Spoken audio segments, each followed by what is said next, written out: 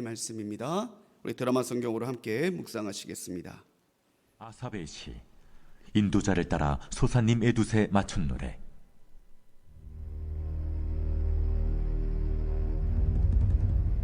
요셉을 양떼같이 인도하시는 이스라엘의 목자여, 귀를 기울이소서.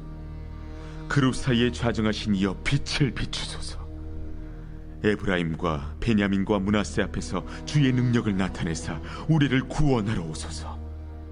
하나님이여, 우리를 돌이키시고 주의 얼굴빛을 비추사 우리가 구원을 얻게 하소서. 만군의 하나님 여호와여, 주의 백성의 기도에 대하여 어느 때까지 노하시리이까? 주께서 그들에게 눈물의 양식을 먹이시며 많은 눈물을 마시게 하셨나이다. 우리 이웃에게 다툼거리가 되게 하시니 우리 원수들이 서로 비웃나이다. 만군의 하나님이여, 우리를 회복하여 주시고 주의 얼굴의 광채를 비추사 우리가 구원을 얻게 하소서. 주께서 한 포도나무를 애굽에서 가져다가 민족들을 쫓아내시고 그것을 심으셨나이다. 주께서 그 앞서 가꾸셨으므로 그 뿌리가 깊이 박혀서 땅에 가득하며 그 그늘이 산들을 가리고 그 가지는 하나님의 백향목 같으며 그 가지가 바닥까지 뻗고 넝쿨이 강까지 미쳤거늘 주께서 어찌하여 그 담을 허시사 길을 지나가는 모든 이들이 그것을 따게 하셨나이까? 숲속의 멧돼지들이 상해하며 들짐승들이 먹나이다. 만군의 하나님이여, 구하옵나니 돌아오소서. 하늘에서 굽어보시고 이 포도나무를 돌보소서. 주의 오른손으로 심으신 줄기여, 주를 위하여 힘있게 하신 가지니이다. 그것이 불타고 배임을 당하며 주의 면책으로 말미암아 멸망하오니 주의 오른쪽에 있는 자, 곧 주를 위하여 힘있게 하신 인자에게 주의 손을 얹으소서. 그리하시면 우리가 주에게서 물러가지 아니하오리니 우리를 소생하게 하소서. 우리가 주의 이름을 부르리이다. 만군의 하나님 여호와여, 우리를 돌이켜 주시고 주의 얼굴의 광채를 우리에게 비추소서. 우리가 구원을 얻으리이다. 아멘. 할렐루야. 오늘도 변함없이 새벽 제단에서 주님의 은혜를, 또 주님의 손길이 덮여지기를 사모하는 모든 성도님들께 하나님의 은혜와 하나님의 도우심이 있기를 간절히 축원합니다. 또 영상을 통해서도 함께 기도하시는 모든 분들께 동일한 은혜가 함께 하시기를 간절히 소망합니다. 하나님은 구원의 하나님이십니다. 하나님만이 우리를 구원하실 수 있고, 또한 우리는 하나님께 구원을 받아야만 살아갈 수 있는 존재들이죠. 오늘 이 새벽에 우리 시편 80편을 묵상했습니다. 시편 80편은 어제와 같이 79편처럼 나라의 고난의 그 순간에 하나님께 구원을 간구하는 탄원의 시입니다. 표제를 보면 소사님 에두시라고 하는 이 음률에 맞추어야 한다라고 되어 있죠. 소산이라는 뜻은 백합입니다. 에둠은 증거라는 뜻이에요. 그러니까 증거의 백합, 이런 의미가 될 텐데, 학자들은 백합 모양의 악기에 맞췄을 것이다라고 추정하는 학자들도 있고요. 또 백합이 상징하는 그 이미지처럼 화려하고 아름다운 음률에 맞춰서 이 시를 낭독했을 것이다라고 추정하는 학자들도 있습니다. 백합이라고 하는 이미지와 어울리지 않게 오늘 시편 80편의 내용은 하나님께 정말 이 비참한 상황, 하나님이 아니시고는 어떠한 소망도 찾을 수 없는 이 절망의 순간에 하나님의 은혜를 간구하는 그런 비통한 탄원의 내용이 담겨 있죠. 역설적이에요. 악기나 음률이든 어느 쪽이든 백합이라는 의미는 그렇게 고고하고 아름다운데, 현실은 늘 핍박당하고 압제당하고 있는 망국의 서름에 살고 있다라는 거죠. 하나님이 정말 구원해 주지 않으시면 살 수 없는 그때에 이 아삽의 자손 중 한 사람은 하나님의 구원을 바라며 오늘 시편 80편을 지어서 하나님 앞에 탄원하며 노래하고 있습니다. 단지 어려움 가운데, 단지 문제 가운데서 한번 건져주시는 것만이 구원은 아니겠죠. 오늘 시편 80편을 묵상하면서 우리 한번 하나님께 과연 우리가 간절한 마음으로 우리를 구원해 주시기를 간구하며 살고 있는지, 내가 주 예수 그리스도를 믿는 믿음을 통해 내 모든 죄를 용서받고 나를 구원하실 수 있는 하나님이 지금도 나와 함께 하심을 구원의 확신으로 가지고 있는지를 함께 묵상해 볼 수 있는 오늘이 되었으면 좋겠습니다. 2021년에 교회 학교 학생들을 대상으로 설문조사를 했대요. 교회에 나오는 학생들이에요. 그래서 청소년부 학생들한테 너는 구원을 받았고 천국에 갈 확신이 있느냐라고 하는 질문에 교회에 출석하는 청소년부의 42%가 없다라고 대답했대요. 참 가슴 아픈 일이죠. 근데 동일한 질문을 아동부에 가서 했대요. 근데 아동부의 87%는 나는 천국에 갈 수 있어요라고 대답했다라는 거예요. 단적으로 그렇다고만 얘기하기는 어렵겠지만 코로나 이후에 다시 교회 학교 예배를 재개하면서 제일 빠르게 회복하고 있는 부서는 아동부고요. 제일 느리게 회복되고 있는 부서가 청소년부라는 거예요. 구원의 확신이 성도에게 얼마나 중요한지 모릅니다. 하나님만이 나를 구원하실 수 있고 나는 하나님의 은혜로 구원을 받아 영생을 얻었다라고 하는 가장 기본적이고 가장 본질적이고 가장 중요한 구원의 확신이 없이 오늘 우리가 신앙생활을 하고 있다면 사실 우리가 하고 있는 모든 것들은 어쩌면 너무나 헛된 일이 될 수도 있습니다. 예수님과의 관계가 바로 서 있어야, 내가 오늘도 구원받은 성도라는 기쁨과 감격을 가지고 살아가고 있어야 예배도 헌신도 직분도 모든 것들이 다 의미가 있어지는 거죠.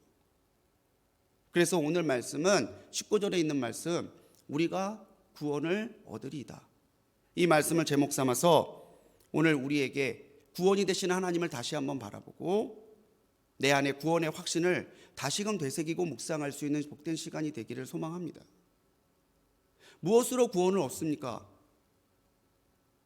아동부 애들한테 하는 질문이죠. 여러분, 무엇으로 구원을 받습니까? 믿음으로 받습니다. 전도 폭발 때 경험하신 분들은 아실 거예요. 두 가지의 진단 질문을 하죠. 의외로 많은 그리스도인들한테 어떻게 구원을 받습니까? 라고 이야기했을 때 예수 그리스도를 믿는 믿음으로 받습니다라고 대답하는 사람들이 대부분이지만 그렇지 않은 사람들도 있습니다. 뭐 교회를 다녀서 열심히 신앙생활해서 먼저는 우리가 하나님을 믿고 하나님이 구원을 주실 수 있는 나의 하나님이시라는 믿음의 고백에서 우리는 출발하죠. 그럼 그 믿음의 출발점이 어딜까요? 그 믿음의 출발점은 내가 죄인임을 인정하는 거예요.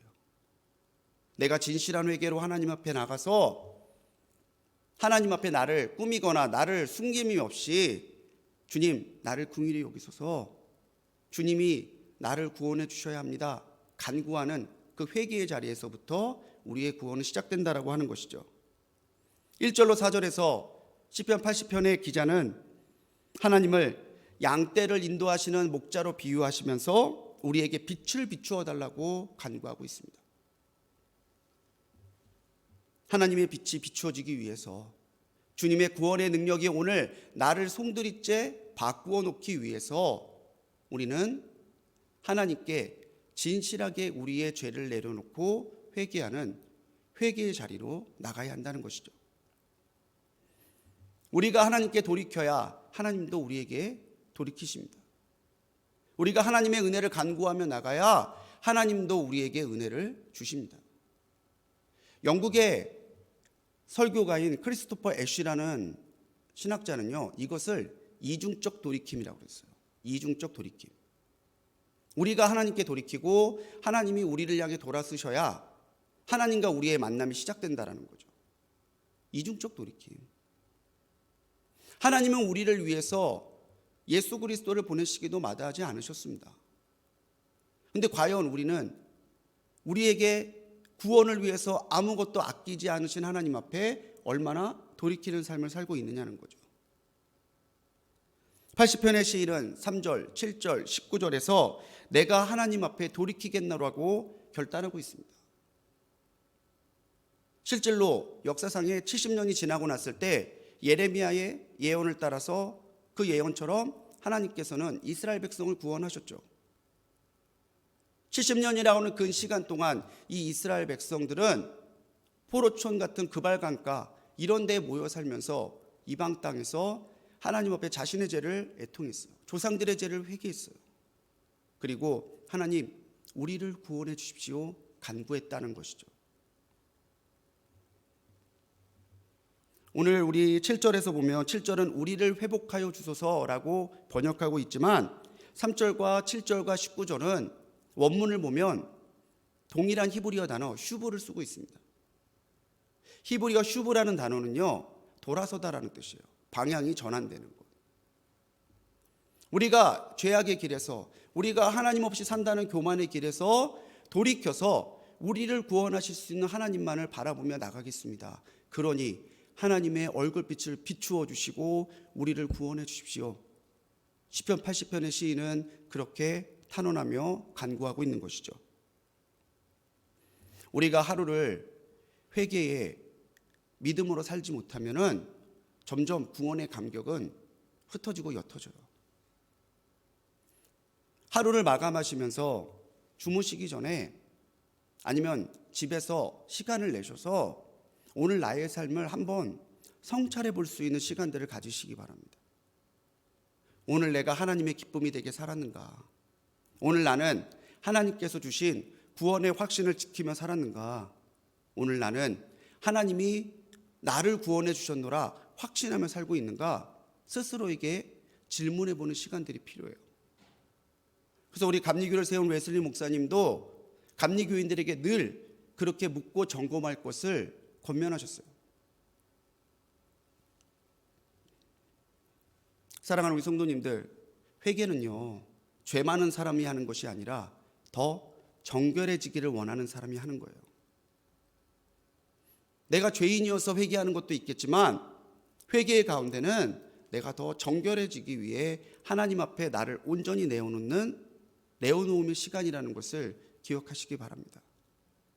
하나님의 구원을 바라며 내가 먼저 하나님 앞에 돌이키겠다고 결단했던 이 시편 80편의 시인처럼 과연 내가 오늘도 하나님 앞에 온전하게 돌아서고 있는지 점검해 보시기 바라요. 해시계는요 해의 진행에 따라 그림자를 가지고 시간을 알려주죠.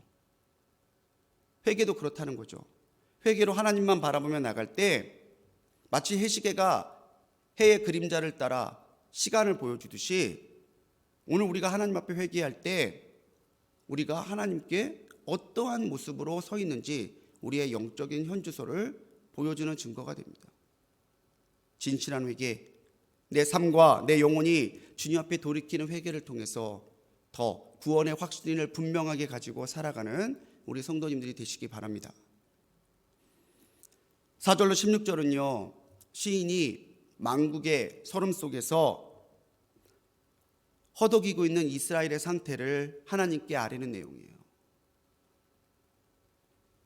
5절에서 시인은 눈물의 양식을 먹고 눈물을 마신다는 표현으로 이스라엘 백성들의 참혹한 상황을 하나님 앞에 알리고 있습니다. 하나님의 백성이라고 자부했던 이스라엘 백성들을 원수는 유린하고 비웃고 있습니다.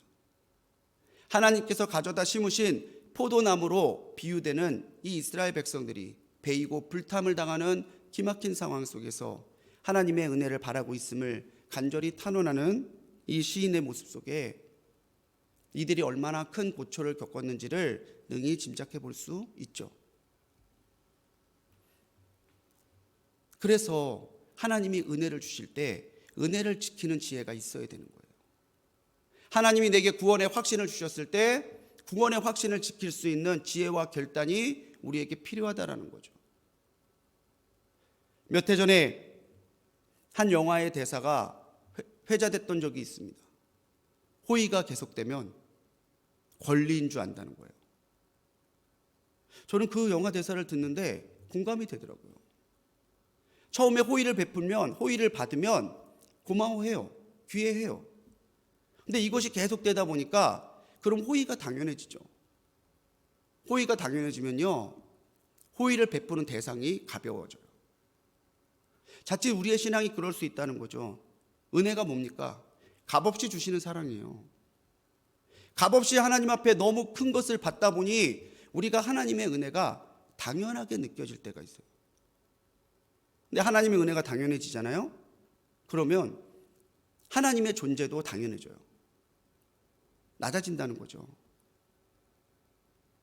거기에 내가 구원받았다는 은혜와 감격도 흐려져요. 그럼요, 습관에 따라서 신앙생활하는 사람 되는 거예요. 아무 생각 없이 교회에 왔다 갔다만 하는 사람 되는 거예요. 기쁨과 감격을 누리지 못한 채 그냥 종교란에 기독교라고 적는 종교인이 되고 마는 거예요. 내게 은혜가 있음을 감사하는 마음, 내게 구원을 주셨음에 감사하는 마음으로 살아가는 우리가 되기를 소망합니다. 히브리인 그러잖아요. 히브리가 무슨 뜻인지 아시죠? 강을 건너온 자라는 뜻이에요. 아브라함은요, 아모리 족속의 땅에 건너왔던 나그네요. 강 건너온 나그네였어요.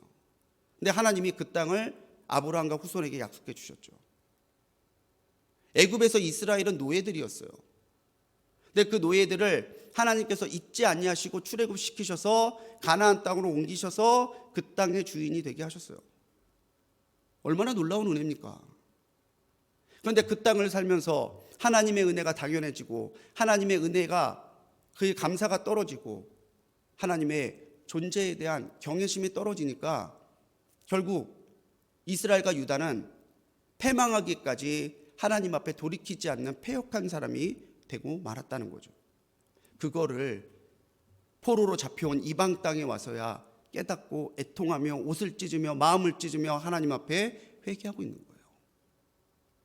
여러분, 구원을 자만해서는 안 됩니다. 오늘 내가 구원받았다고 해서 오늘 내가 영적으로 깨어있지 않으면, 오늘 내가 하나님의 구원을 귀히 여기고 나를 구원해 주신 하나님을 내 모든 것을 다해 사랑하지 않으면 우리도 언제 그 은혜에서 멀어질지 몰라요.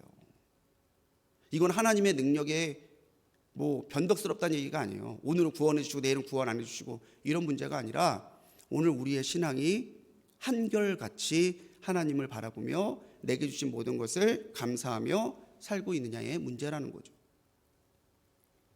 하나님은 나 같은 사람도 구원하셨죠. 그리고 돌보시고 먹이시고 오늘도 내게 은혜로 함께하고 계세요. 생각해 보십시오. 은혜 아님이 없어요. 내가 과연 예수를 믿지 아니하고 오늘을 살고 있다면 어떨까? 여러분 생각해 보셨어요? 저는 정말 절망스러울 것 같아요. 아무런 소망도 없을 것 같아요. 그냥 오늘 하루의 쾌락에 취해서 오늘 좋으면 좋고 아니면 싫고 무의미한 삶이 반복되는 삶일 것 같아요. 공허하고 혼돈했던 창세기에 그 창세 이전의 그 상태가 예수 없는 상태가 아닐까요? 내 구원을 자만하는 것이 아니라 하나님 앞에 믿음으로 서야 합니다. 고린도전서 10장 12절 말씀에서 사도 바울은요, 선줄로 생각한 줄은 넘어질까 조심하라 했어요. 오늘 우리가 믿음 가운데 서 있다면 우리가 넘어질 수 있음도 알고 주의하고 경계해야 돼요. 구원의 은혜에 자만하는 것이 아니라 구원의 은혜에 감사함으로 또 내가 구원받았을 때에 넘어지지 않도록 나의 영혼을 깨워 오늘을 살아가는 우리 모든 성도님들이 되시기 바랍니다. 우리가 구원의 확신 가운데서 하나님 앞에 구해야 될 것이 시편 80편 하단부에 나와 있어요. 그게 뭐냐면 주님의 손이 얹어지는 거예요. 주님의 손이 얹어지는 거예요. 만국의 서름, 그 피폐한 상황 가운데서 시인은 17절에서 하나님 앞에 간절하게 탄원하고 있죠. 주의 손을 얹어주소서. 주의 손을 얹어주시면요, 그리하면 우리가 소생하리이다. 그리하면 우리가 구원을 얻으리이다. 시인의 간구는요, 다른 거 다 필요 없어요. 이런 상황에서 무엇이, 다른 간구가 뭐가 더 필요하겠어요? 주님의 손을 얹어주십시오. 우리를 긍휼히 여겨주십시오. 그거 하나예요. 주님의 손이 얹어져야 우리가 다시 살 것이고 주님의 그 손을 얹어주셔야 우리가 구원받을 수 있음을 시인은 너무나 절감하고 있다는 것이죠. 예수님이 이 땅에 오셨을 때 주님 손 얹어지는 곳마다 구원의 역사가 있었잖아요. 치유의 역사가 있었고요. 소망의 역사가 있었고요. 회복의 역사가 있었어요.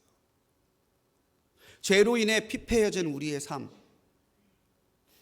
남한국 유다가 죄로 인해 바벨론의 포로가 되어 있듯이 우리가 죄의 문제가 해결되지 않으면 죄로 인해 우리도 죄에 종속된 노예의 삶을 살 수밖에 없어요. 근데 그때에 주님 오셔서 손 얹어 주시면 우리의 죄도 용서받고 우리의 신앙도 살아나고 우리의 삶도 변화되는 역사가 있을 줄 믿습니다. 그래서 오늘 기도하실 때 여러분, 내게 주님의 손을 얹어달라고 기도하십시오. 주님 손 얹어주십시오. 나 좀 기억해 주시고 나 좀 긍휼히 여겨주셔서 하나님 주님의 손을 이 새벽에 내 손에 얹어주십시오. 내 머리에 얹어주십시오. 내 삶에 얹어주십시오. 원문의 문법적인 의미를 보면요, 손을 얹다라고 하는 표현은 계속적인 표현을 써요. 한번 얹고 마는 게 아니라 얹어진 상태가 지속되어야 된다는 거죠. 한번 주님 앞에 감격하고 주님 감사합니다, 내가 구원받았습니다, 그때의 한 번의 체험이 아니라 오늘도 내가 구원받았음을 주님의 손이 얹어져 있을 때 우리는 확신하며 누리며 살 수 있다는 거예요. 18절처럼 그 손이 얹어진 사람은요, 소생해요. 소생할 뿐만이 아니라 영생하죠. 그리고 주님을 부른다고 그랬어요. 구약에서 주님을 부르는 행위는 예배를 말합니다.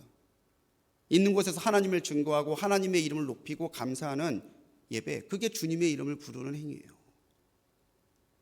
주님이 우리에게 손 얹어주시고 우리에게 구원의 확신이 있을 때 우리는 어디에서나 주님의 이름을 부르고 증거하고 예배할 수 있는 참 그리스도인으로 살아갈 수 있는 거죠. 그래서 웨슬리 목사님은 구원이, 이 회개가 구원으로 들어가는 현관이라고 했어요.